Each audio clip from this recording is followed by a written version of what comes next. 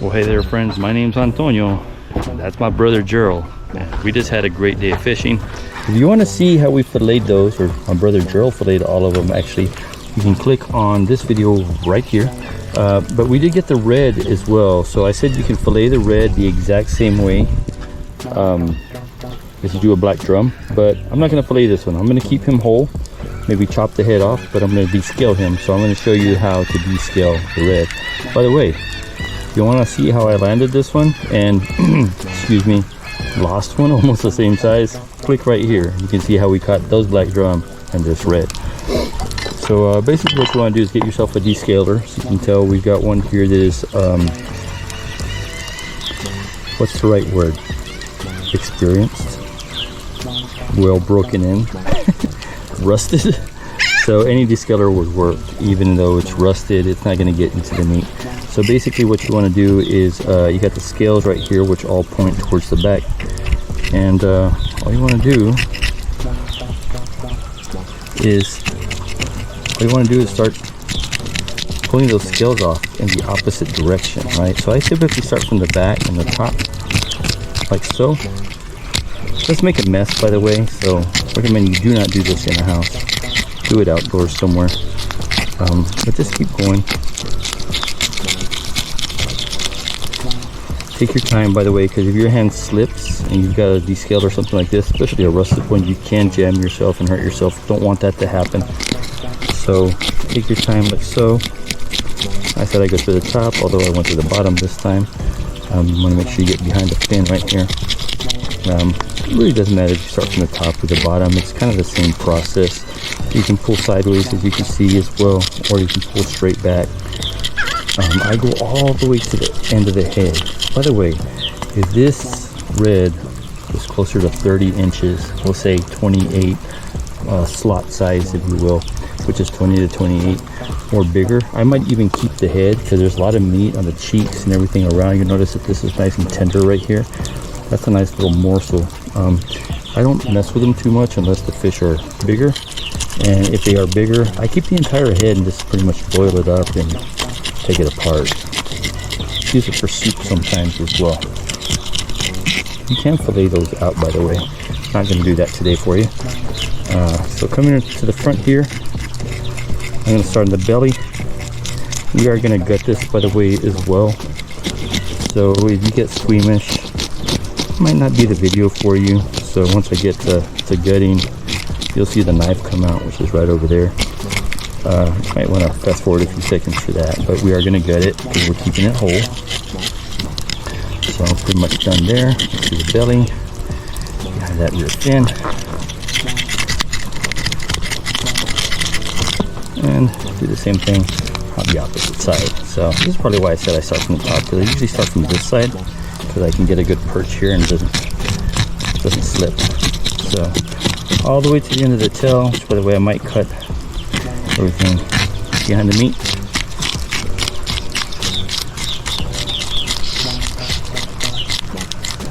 The smaller the fish, by the way, the easier they are to descale.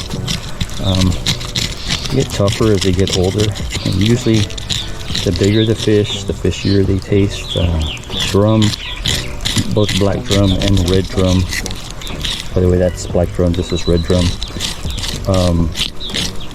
They are known to get parasites, so once they get into the 25-inch range and bigger, you may find some parasites on them, which really don't bother me. The parasites can be eaten. They do not affect the meat any. You can fry them, cook them, barbecue them, however, as long as it's well cooked, you won't even notice that parasite's there. Some people gross out with it, doesn't bother me. The people that gross out with it tend to cut it out when they see it. There's a few there, little stubborn ones. Alright, all the way to the front of the head. And we're going to rinse this off real quick, so move this aside. Get that off the boards.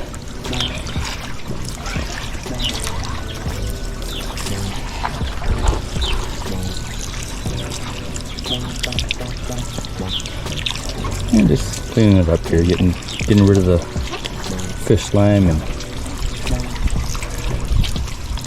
scales, make sure that everything's washed off, because you don't want any of that on your meat. It doesn't hurt it if it gets on the meat, but if it does, it's a little bit more cleaning up to do. So there you go, that's off. Now what I like to do at this point is I'll run my hands backwards with my nails gently. Like, you can feel right here, there's a few scales that I missed. You can see them right there. See, so I'm going to come back to that with the descaler if I can't take them off with my finger. Check the top. Be careful, by the way, with those spikes. They are very sharp, needle sharp, if you will. There's a few right there that I missed as well. Do the same thing on the other side. That's good. That's good. So just a few on the opposite side. So I'm going to put that over. Come back right here. Come back here. It's off. Rinse that off again. Alright, so that's how you descale the fish. If you're squeamish, you may want to fast forward. I unfortunately cannot give you a time point at this point because I'm just now doing it. But here's what we're going to do. I got the wrong plate on. So this is my brother's. Let's see, how do we do this? Pinch. Yeah, pinch and take it out. Switching to this one right here. I'm going to use that one for the head. So here we're just going from the anal cavity, which is towards the back of the fish. You just gently go forward. Notice that the air bladder got punctured there, which is no big deal. Go there. Pull it forward.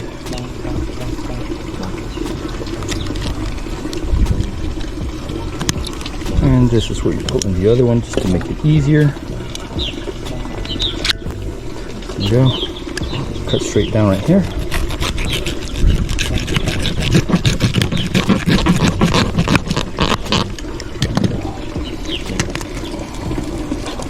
Don't got the crack.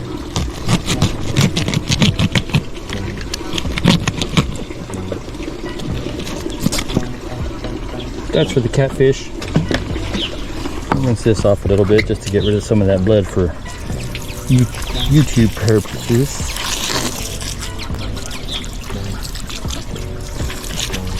Alright, up next we're just going to split the front. You use your hands at this point, kind of crack that rib. Gut. Use your hands. So this is the air bladder right here. You can under the air bladder as much as I can to pull that out. Guts go for the catfish or the birds. Birds just ran for it. He's right there. They're going to fight over some of that. And you're pretty much done at this point. So let's just rinse it off.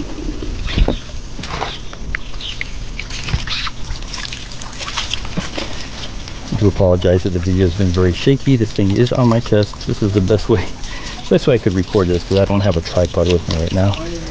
But we're nice and clean right here. All we're doing at this point, when you're ready to cook, cut some slits on both sides all the way down to the bone. Throw a little salt, little pepper, seasoning of choice, throw some butter on it. You put it in a foil, let it sit for about 20 minutes or so. You're good to go. And that's how you descale, dehead the redfish and get it ready for cooking.